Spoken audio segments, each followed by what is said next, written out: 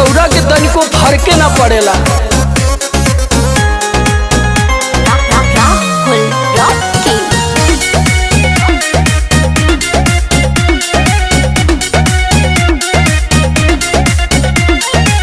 चैती बयरिया मचौले बतबाही, लस लस देह करे आवेला जम्हाई।